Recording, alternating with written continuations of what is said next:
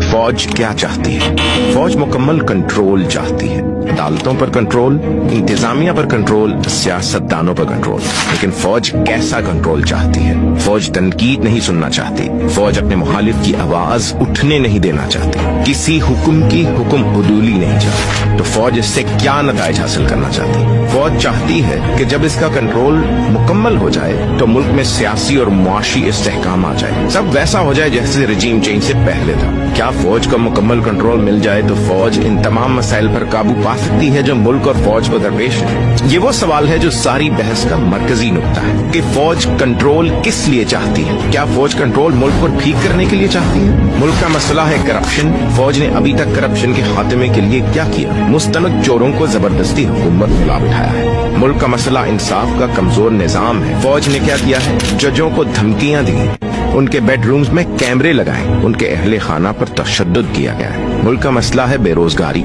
फौज ने क्या किया है? फौज ने मुल्की मईशियत को रजीम चेंज के लिए रिवर्स गियर लगा दिया है। अभी तक तनज़्ज़ुली ही नहीं रुक रही। मुल्क का मसला सिस्टम की कमजोरी है। फौज ने क्या किया है? फौज ने सिस्टम को उधेड़ कर रख दिया है, उसे बिल्कुल नाकारा कर दिया। यानी फौज कंट्रोल करके मुल्क में बेहतरी तो हरगिज नहीं चाहती, वरना फौज की तरजीहात हरगिज मुख्तलिफ होती।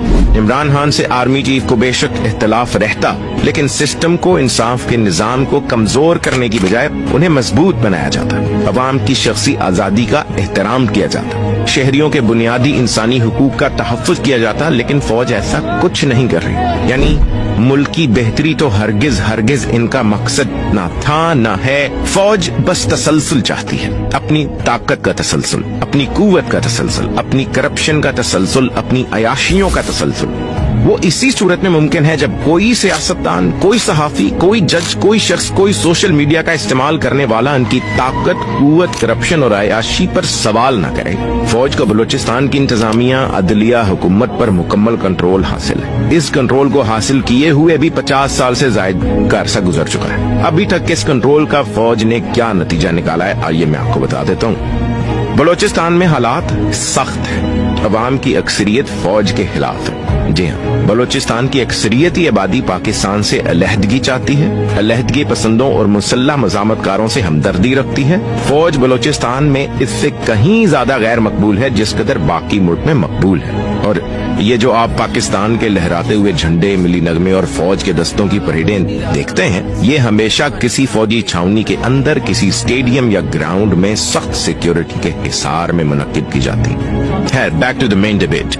मुज़ाहमत सरदारों से निकलकर आम अवाम तक पहुंच चुकी है। बलूचिस्तान में होने वाली पहली लश्करकशी से लेकर मुशर्रफ दौर तक फौज हमेशा कबाइल और कबायली लीडरान और उनके जाती मुसल्लह जत्थों से लड़ती रही। लेकिन अब यूनिवर्सिटीज और कॉलेज के स्टूडेंट्स किसी कबायली जंजीर में फंसे बगैर आज खुद मज़ाहमत को उठ रहे हैं। यानी जिस इलाके में फौज को हुकूमत, इंतजामिया व इब्लाग पर 50 साल से मुकम्मल कंट्रोल हासिल है, वो इलाका तबाही और बर्बादी की मिसाल। वहाँ हर दूसरे रोज 4 फौजी मारे जाते हैं, वहाँ सी पैक तक दम तोड़ चुका है। अगर फौज को पाकिस्तान में इंतजामिया, अदलिया, सियासतदानों और मीडिया बशमूल सोशल मीडिया पर मुकम्मल कंट्रोल मिल गया तो क्या होगा?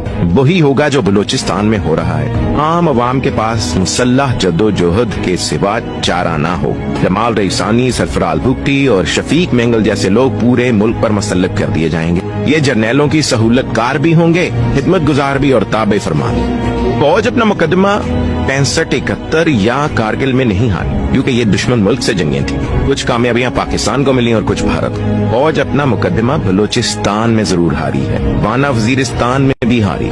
यहाँ फौज को मुकम्मल कंट्रोल में, जिसे चाहा उठा लिया, जिसे चाहा लापता कर दिया, पूरी की पूरी बस्तियां मलिया मेट कर दी। लेकिन नतीजा क्या निकला?